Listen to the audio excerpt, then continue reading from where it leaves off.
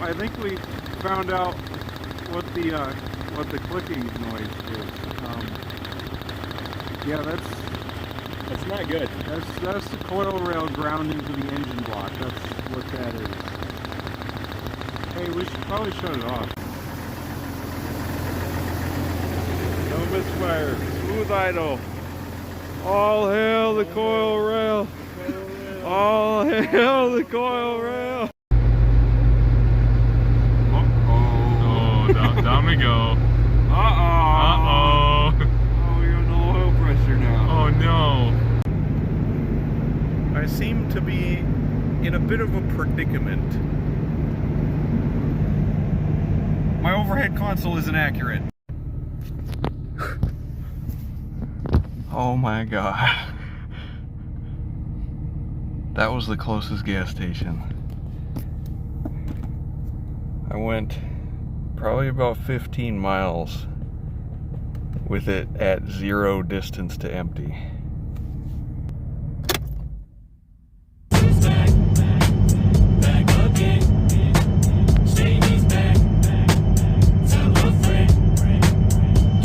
Boys, here I was in the middle of nowhere, Minnesota, and on the side of the road,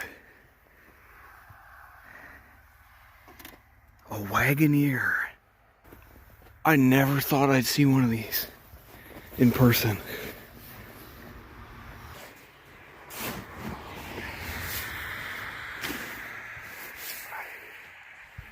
This is a lid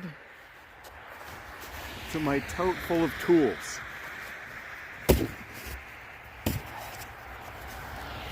Oh. You gotta do what you gotta do.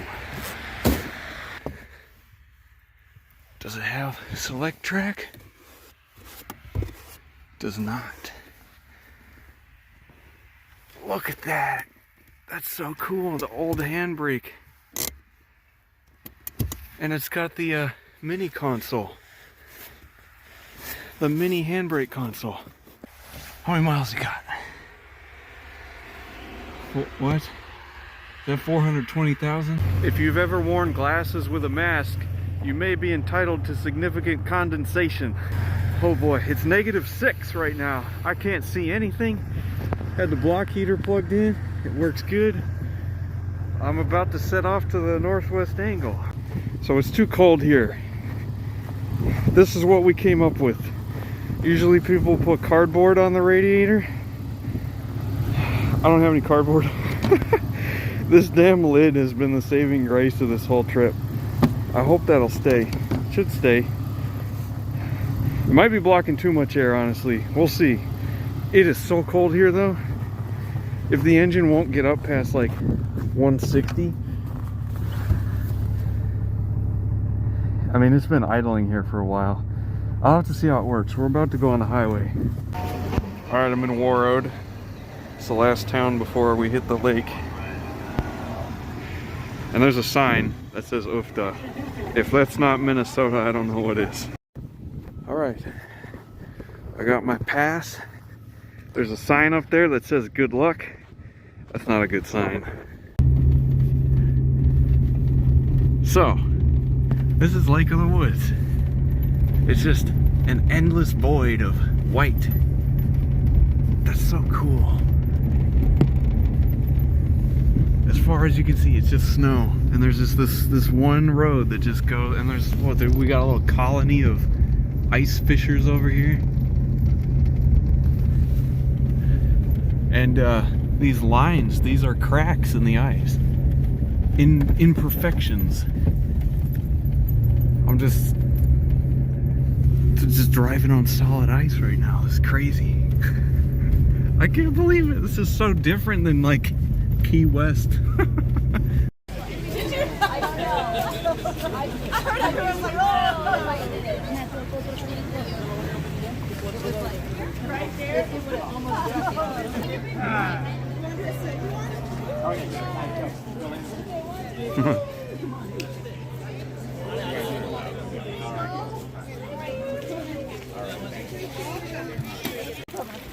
Well, this, not that. is the actual southernmost point. Actually, it's probably over there. Ooh. But here I am.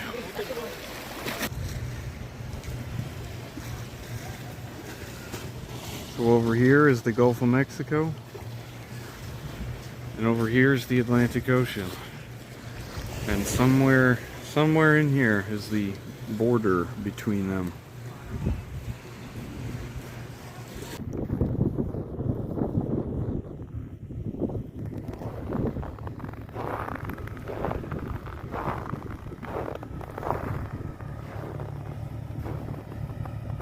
Look at this, man.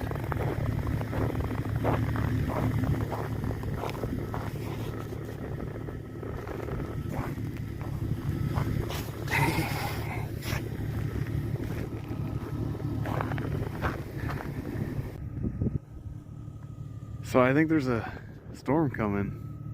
I don't know. It's awfully foggy all of a sudden. And we can barely see the sun anymore. But it's just endless void. Way off in the distance you can see land sometimes. But we're out in the middle of nowhere. This is awesome. So we're just out in the void, you know. We just crossed over this big crack. That whole raised area, that's all crack in the ice. These are two ice sheets that have butted up against each other. That was scary, man. And just over here, that's whack. People just drive on this stuff. The anxiety is crazy. Oh my God, my fingers. Honestly, that's pretty rough, man. Oh God.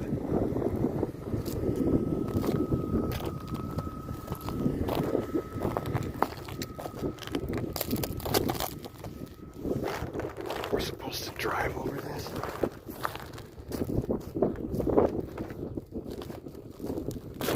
Oh shit. Oh my God. It's just the top layer. The rest underneath it.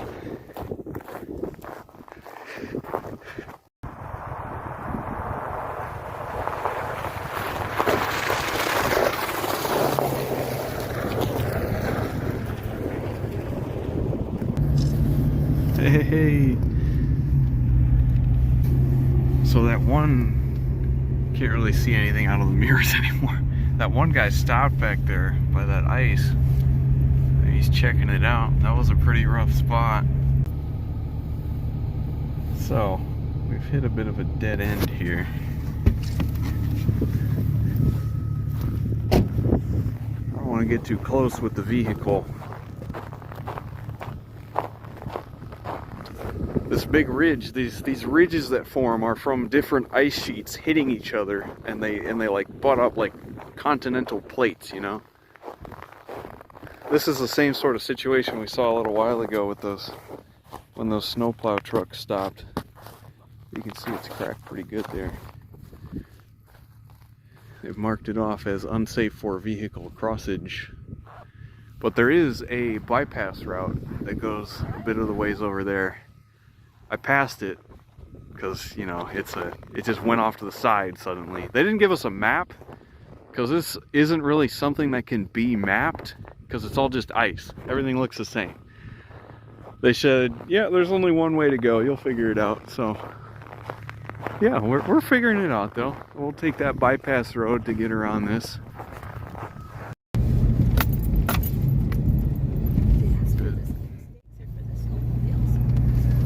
It's a bit rough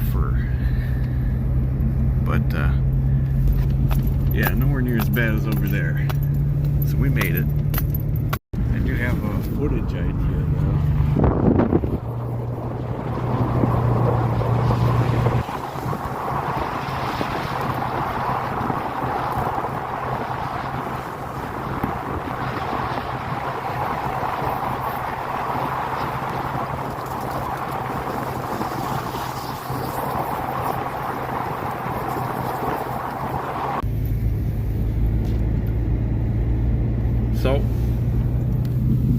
We're at Flag Island. Northwest angle is way over there. For whatever reason, the ice road just goes straight north all the way up to Flag Island. Yeah, there's a sign right there. Angle Ice Road. Just like the one we saw earlier. There's some summer homes up here. And look at that. We're going to be back on land for the first time in like 2 hours. That is not an exaggeration, by the way. It has been 2 hours. Yeehaw! Oh yeah. Whew, almost like a breath of fresh air being on solid land. Alright.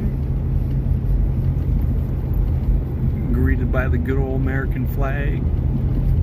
Got some lodges. There's some resort thing up here.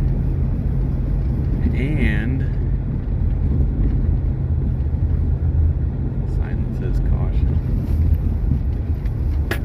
With that, we have officially entered the northwest angle.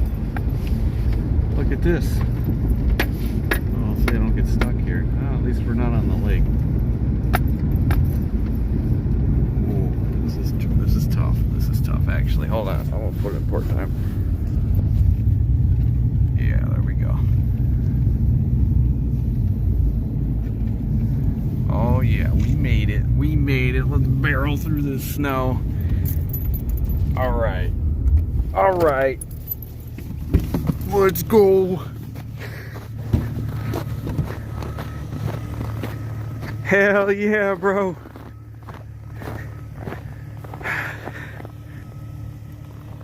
The northernmost point of the continental United States.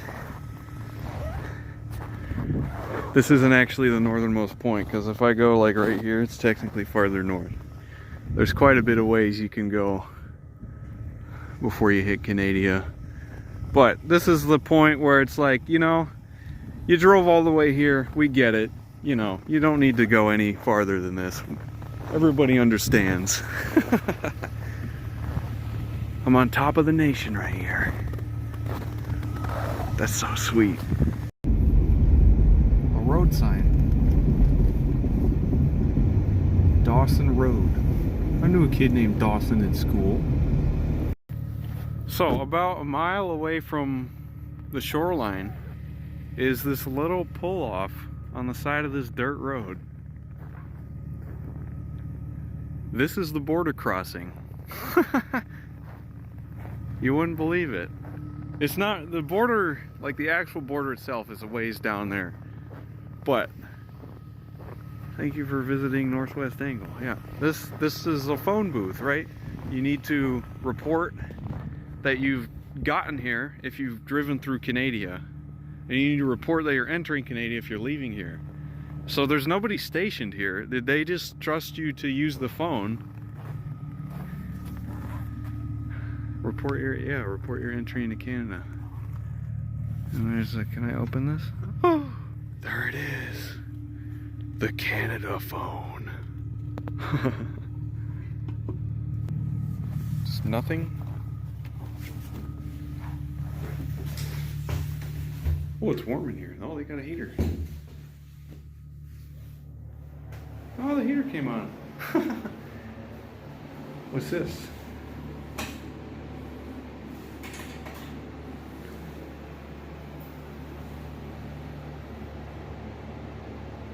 iPad. If the iPad at Jim's Corner is not working, go to one of the other locations or download the Roam app.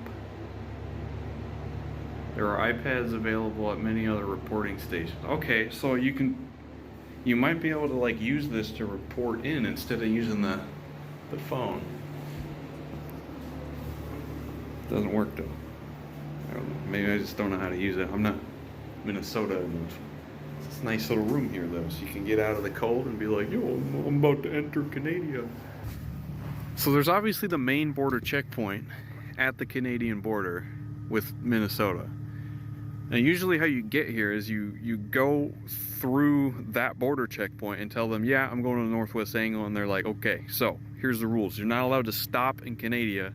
You just have to drive all the way here. And when you get here, you have to call them and tell them that you got here and declare your entry. And then you got to do the same thing when you go back, I guess. But I drove across a lake to get here, so I don't want to touch any of this stuff because it's probably very legal, and you know, I don't want to mess with that. But this is Jim's Corner. That's honestly pretty sweet. There's probably not another place in the US with something like just a phone to cross international borders. There might be, I don't know. You can see the moon out there. So we just ate at this restaurant bar place. I don't know what it's called, but it's the northernmost restaurant bar, or restaurant slash bar. It's the northernmost restaurant and bar in the entire continental United States, which it rightfully brags about. And the food was obnoxiously American, and I think they do that to just show all the Canadians what's up. This is the Canadians over there. There's something surreal about this place. You can feel in the air that you're on top of the country. You can just, I don't know how to describe it.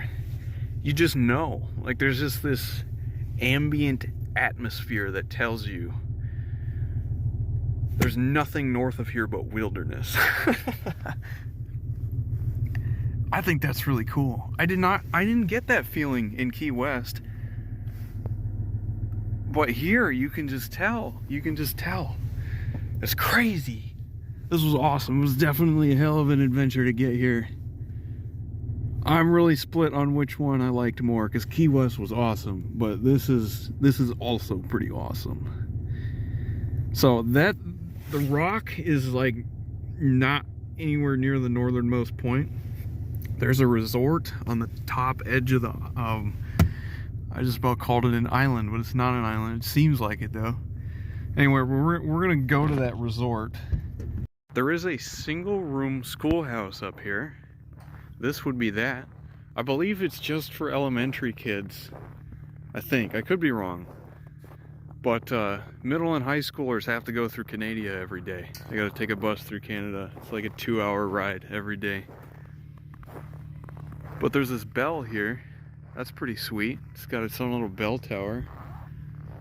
And then it's right on the edge of the lake. This is so cool. There's a deer just chilling.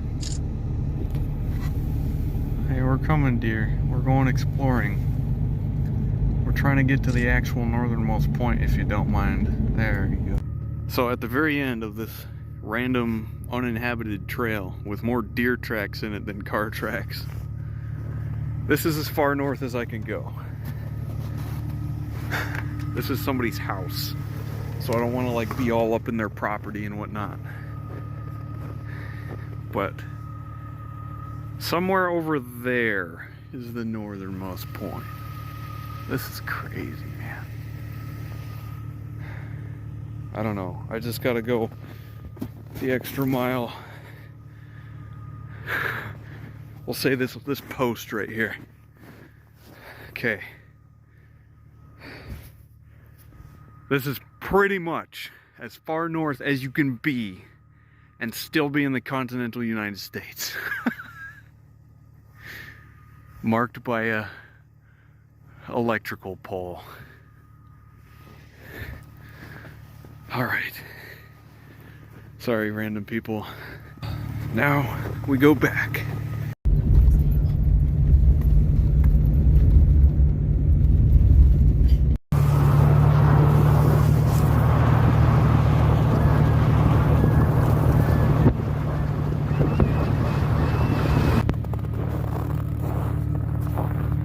Well, we're on the way back now.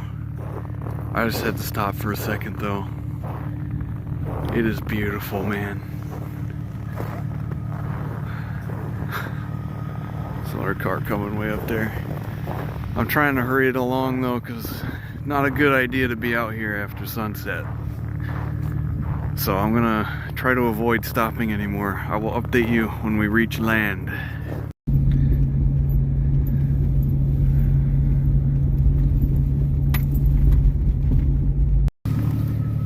All right, We made it. And there's still a little bit of sunlight. There is a planet out. I don't know what planet that is. Pretty sure it's either Jupiter or Saturn. Thank you for visiting. Now we head home and warm up.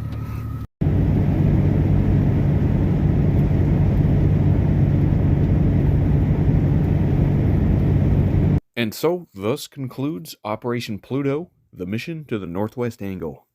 This was not a trip I had been planning for very long at all. It was a very impulse thing. I just got home from work one morning and I was like, I'm going to go to Minnesota today. And then I drove all the way up there and all the way back in the span of 3 days. That being said, do not impulse trips like this yourself, because anywhere north of about Grand Rapids, Minnesota, it is very remote. There is no civilization up there. It's just uninhabited wilderness for miles. So it's not a trip to be taken lightly, especially in the winter.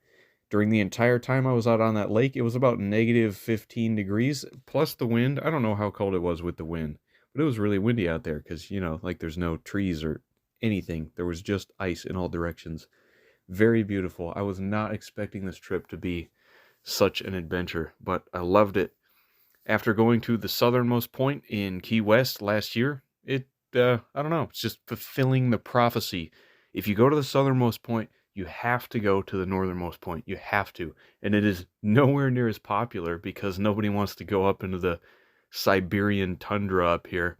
But yes, now I've been to both the bottom and the top of the nation. Up next, the westernmost point. I can't wait to go out there. That's going to be awesome. Well, yeah, on the way, I found a 1984 Cherokee Wagoneer. I was very excited about that. Never thought I'd see one of those.